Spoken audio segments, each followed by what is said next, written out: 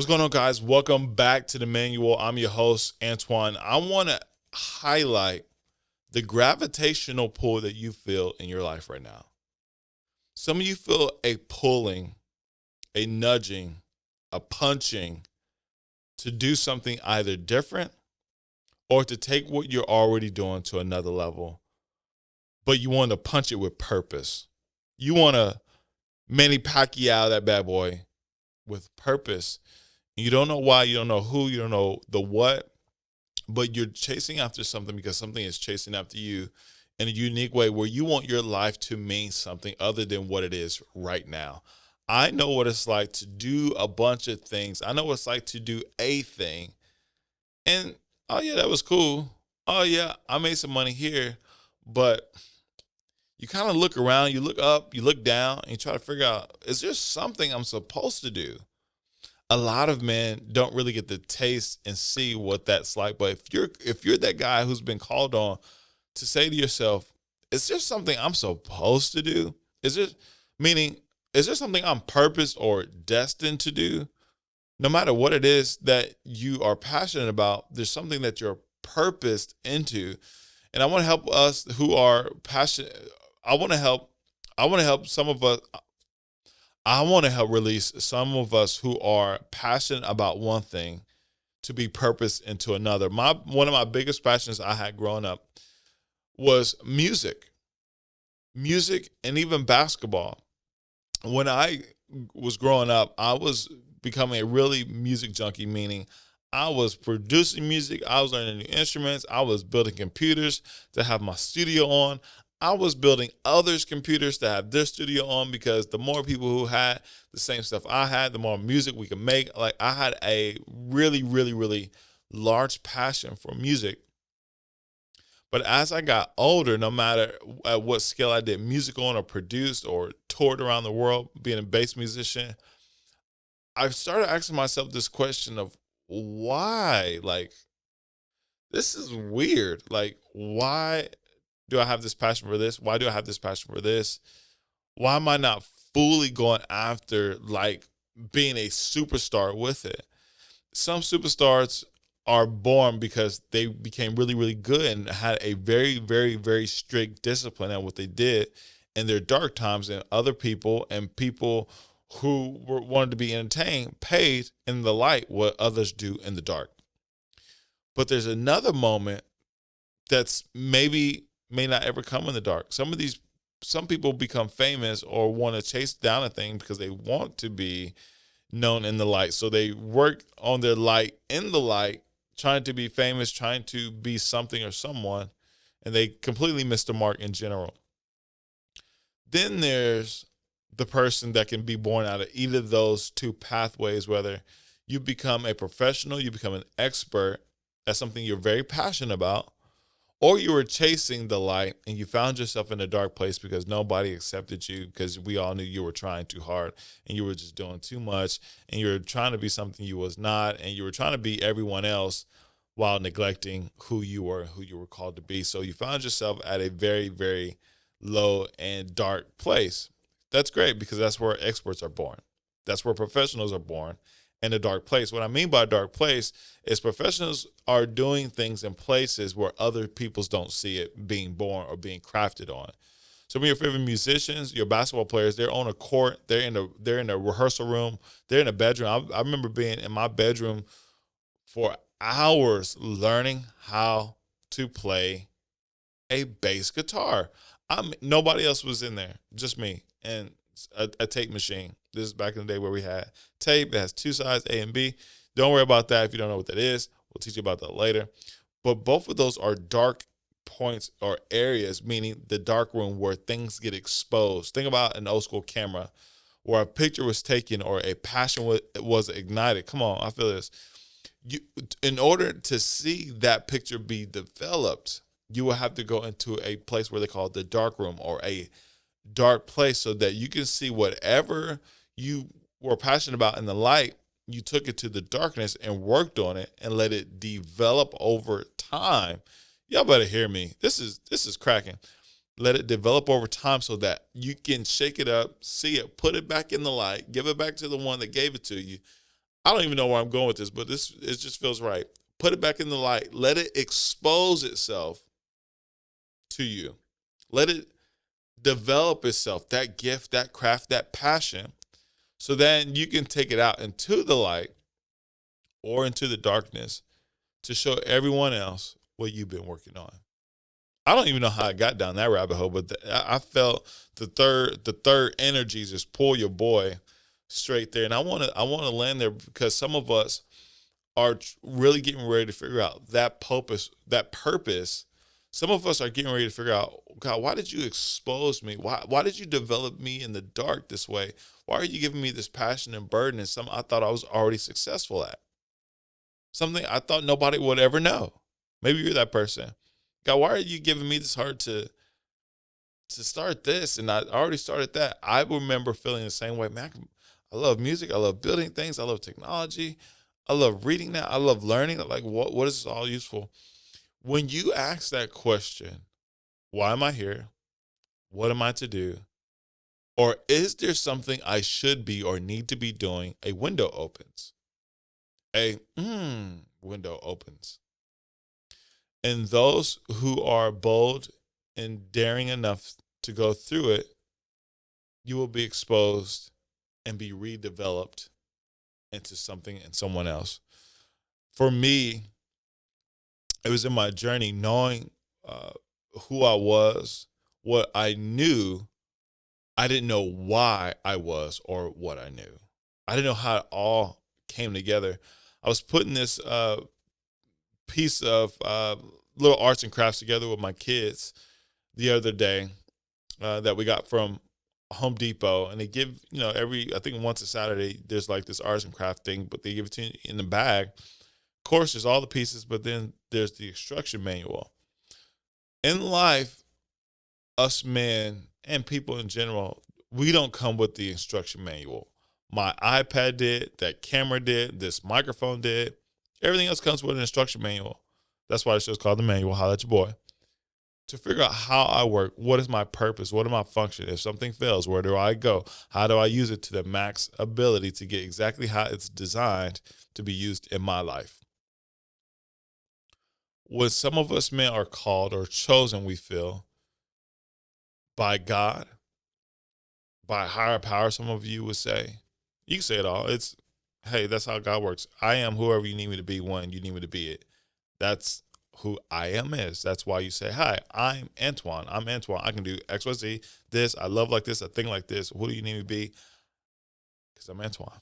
This is what Antoine does. And I'm not limited just by that label or identity. That's a different podcast y'all not ready for, but we're going to come to it later. But in this session, you're going to identify who you are, because when you understand who you are and what you are to do in this podcast is, why do you feel like you have a need to take all this money or all this resource or all of who you are and put more of a meaning behind it? Like, all of us wants to live. I believe all of us, I believe most of us want to live and die with meaning. Man, I love Viktor Frankl's book, Man's Meaning for Life. It talks about suffering and all these other things. How to see purpose, how to see reasoning where there is no purpose or reasoning. Yeah, life can just be a plain chicken, but the reason comes with the season. You hear me? You don't understand the reason for this chicken until you slap some lemon pepper on it. I am getting hungry. I'm actually on a fast. My bad. But sometimes we need a sprinkle of seasoning to understand our reasoning. And I believe even in that saying, that some of you guys feel like, hey, I need to flavor this up. I need a little bit more flavor. I need a little more purpose pepper in my life. I need a little bit more seasoning, salt in my life. That's why the Bible says, be the salt of the earth, because they will know when they taste you, there's a difference in this. Now, wait a second. When salt is on something, it brines something. It changes the texture of something. And some of you guys are going into a different season. I'm lighting up. I'm gassing up a bit. Some of you guys are going to a season to where something needs to change. I need to be a little bit more salty in some areas, and so much so that I'm changing. I'm affecting what I'm a part of. I'm changing and I'm affecting what I'm putting my hands on. I'm changing and I'm affecting the taste and the flavor with a different level of purpose on your life and on my life. The more and more I become two things, aware of my value, and the more I have feared God because of my value, the more purpose I want to have, the more purpose I seek out, the more purposeful I want to be. Because I'm like, dude, I know so much. I have so much. God, only you know what to do with this. You're the designer. Like, this is crazy. And even in those moments where I don't feel the value, I don't have the value. Some of us feel that, like, I don't know what to do. I feel valueless in this society. I don't know. You need someone to help pull you out into that purpose, because God says it's in his word. I work together all things. I work together the valuable and the invaluable. That's nuts. I work together things that don't even make sense, make them make sense. Have you ever just slapped on, y'all need to hear me, some, have you ever just slapped some curry on some chicken and some rice before? By itself, they don't quite make sense. Rice, yeah. Chicken, yeah. But curry, but when you mix them bad boys, when you create another purpose, it just creates it creates a different experience. I believe that's not only what God wants to do in your life, but I believe you want that for other people.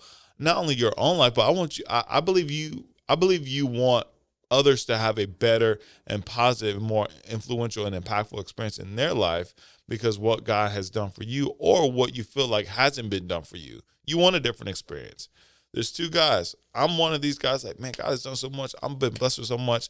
How can I let others see this? How can I show this to others that may ignite them in their passion? But then there's sometimes, which I've been here, where some of us are sitting in like, man, what am I to do? Like, I'm alive. I gotta have something to. I have to be valuable to something or someone, and God can use both of those people who are willing. No matter if you know what you have or you don't know what you have, you both have the opportunity to serve and surrender and submit both of those ideas and all of who you are. And I want to help unlock that in a couple different ways to say, look, you are needed, you are wanted, you are thought about, and you are required in this time and day to bring the best version of you to the table. The best version. I don't care if you're in real estate. I don't care if you're creative, a videographer, you're in stocks. Like, you have, and you are creating value not only just for yourself, but in a way that lights and makes a path for others to come through. You need to understand that. I need to ignite this in you so that you understand that when you are getting ready to, whenever you're getting ready to go into a moment of development, which we are developing into things all the time, by what you watch, by what you're picking up, by the conversations you're listening to, by this podcast, by what you're scrolling, you're developing into multiple different things. You just don't want to be developing into the wrong thing. You want to be able to be put in a position whenever a man asks, what am I to do? What is needed of me to do? What should or shall I do with my life? You're going into a dark room. God will place you. Let me say it like this. Your gift and God will place you in a position where, if you really want this to have some effect in your life, you're going to have to work on it. You're going to have to develop on it. The Bible says this: a man's gift will make room for him and bring him among many kings, whether that's um, Prince Henry, or one of them princes or kings, George, whoever they are in those countries. I'm gonna just say it like that. Or LeBron James, King James, or brings you in front of the Bible again with that gift of preaching and teaching in the King James version. Let me give it to you like that. That man's gift will make room for him, but first a man must make room for his gift to be developed. Period. They don't share that part, but a man must make room for him to develop his gift in the darkness, just like that old Polaroid camera, that old Kodak camera, where that's what I want to do. You snapped. I want to be like Mike. You snap. I want to be like Antoine. Snap. I want to be like Jeff Bezos. You snapped it. Now you have the choice of either snapping it like an Insta snap now, where you worship and you loathe and you idolize the idea of being there instead of going into the dark room to work on it. Hopefully this is making sense. I know I'm kind of bouncing, But there's a point where in our society, especially everybody's on social media, you're watching, you're looking at snapshots of other people's success while not developing your own path to success. I tell this to my son all the time. Eh, I tell this to my son. Let me keep it like that because I'll be on this boy. He'll watch basketball for a full hour, all these clips, all these other kids, and I'm watching him like, son, when are you gonna go out and grab your ball? I remember before I became really good at basketball, like there was no YouTube. I didn't have. There was a couple '95 Bulls games I could watch when we had cable, but I was always on the court. I was always getting bumped around, coming home limping, bruised up, ankle swelling up. I was out there working. Sometimes we're like our kids in this generation where we just watching everybody be successful. And we feel like if we're watching it, we're becoming successful. That's not how it works. You have to go into a dark room, a dark space to be developed, meaning you have to go on that court from sundown to sunup. You have to go into that room full of screens and learn how the market is working. Okay, what does the stock put? When should I sell? When should I not? Okay, what does this peak mean? Or what does LLC even mean? You up looking at through the books. You're reading healthy books, Rich Dad Poor Dad, Think and Grow Rich, The Magic of Thinking Big. I can give you. I got libraries around my whole house. What is that up there? The 48 Laws of Power. You have Rich Dad Poor Dad. You have all the John Maxwell books. You have TD Jakes books called Soar. It's pretty good. It's all right. But then there's plenty of other books. Mindset, the book called Mindset. There's many other different ways that you can learn to become successful at what you're doing, even starting a business and being an entrepreneur. But you're going to learn that in the dark. You're going to learn that sitting at the coffee shop. You're going to learn that sitting in the library, researching Google. Okay, if I wanted to start a tech startup, what would I need? Oh, bet I would need a CTO. I would need somebody who would know technology. I would need XYZ. I've had my dark time in building our new startup company in the ed tech space. It's been a dark space because I had no idea about it. I didn't go to school. I didn't go to MIT. I didn't go to Harvard. I didn't go to any tech school. I don't have any friends who are in the tech, and I know no one who has started a startup. As a physical person, I know no one who has started a startup. And so, in that, I've been in a very dark season, in a very dark place because I've encountered two different things. God, what am I to do with all these talents, with all these passions, with all these gifts that I have? You sat me before great men. You let me come alongside great men. But now it's time to build my vision in a dark space, in a dark room. How do I need to be positioned? And you have to be positioned. Either you're going to fantasize and dream and never be successful at anything except what others have been successful about and worship what they've been successful, or you're going to go into your dark space, your dark room, and start to become developed, be immersed into information, knowledge, and mainly wisdom of how to achieve a thing.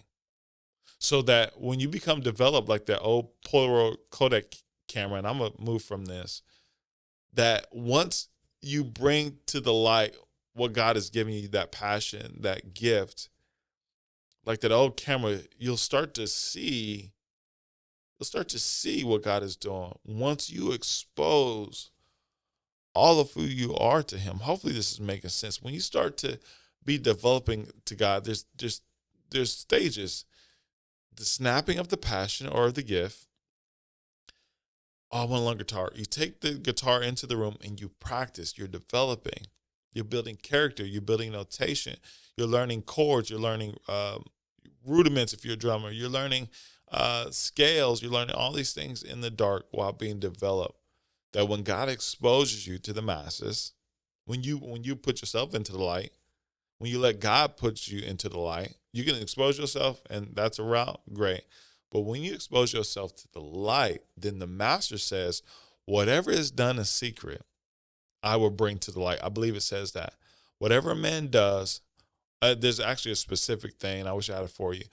Whatever is done in the darkness will come to the light. But it also says in a passage, whatever you do in secret unto God, he will bring to light and show, I believe, unto man.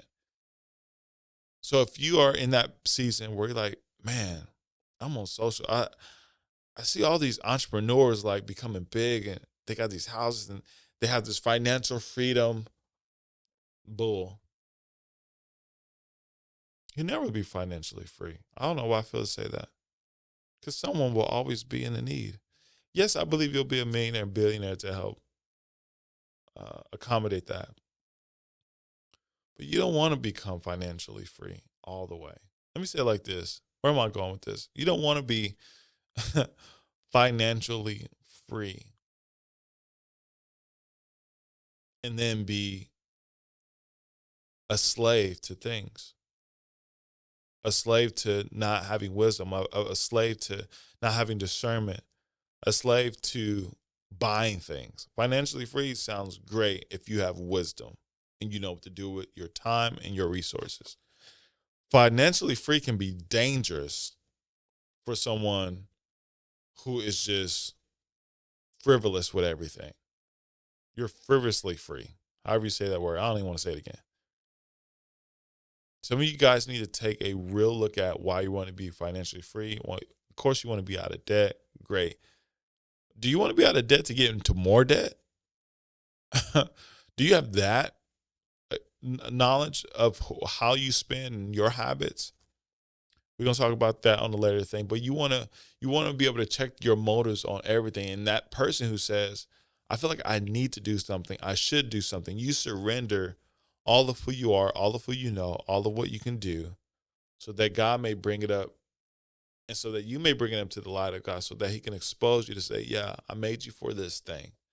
I made you for this time. I made you for that person or those group of people to go and talk into, to go and uh, philanthropize yourself in there, or to be philanthropic in these different organizations. I cause you have great management skills. I need you to go work for McDonald's or IBM. But bring my presence, bring my light, whatever I developed in you and I'm exposing now. That's how the kingdom works. Man hands exposes his gifts and his talents to the people. In the kingdom, we expose ourselves to God and then he takes us in front of the people. So people will always know who sent us. Hopefully that had some nuggets. I don't want to go over any more. But if you're feeling called to take who you are, if you're feeling the burden or the passion to become more, and that more is in serving, that more is in finding purpose, that more is in doing something that has more meaning than what you gave it, expose yourself into the light. You've been developed already. You already have the skills. You already went to school for 8 years. You're an amazing doctor. You're an amazing engineer. But you're like, I just feel like there's something, that's something else, is exposing yourself to God, giving back to the one who designed you and developed you. The Bible says, before I even formed you, before I even developed you, I already knew you. You were in my thoughts. You were in my imagination. That's why I said, let's create them in my imagination. And just like me, I'm going to keep saying it. Because just like me would say, expose me to me. What am I really made of? What am I really powerful of? What am I really faithful of? What am I really hopeful of? God, show me that. Expose me to the light. Let me see what you see in this picture. I think that was a brilliant engineering that God led us to with the camera that I'm using today. This camera started off, you have to expose it. You have to snap and expose it. Take it into a dark room and expose yourself into, God, what do I need to be? Who do I need to be? How do I need to take these gifts and be fruitful and multiply them back to you? Expose yourself. So God can show you not only who you are in the light, but who he is in the light and in the darkness. Because in the same place where you need to develop in the darkness, you have to have light to expose yourself to the goodness. I'm in it right there, y'all. I love y'all, man. Let's go out here. Let's go lead the family. Let's go lead the way. You can be an Enneagram 8 and an extrovert like me, or you can be an introvert and have the meekness of a monster, of a lion, and devour your day. You guys go and be blessed. Stay in tuned. Know who you are. Know whose you are. If you don't know, go to the manual.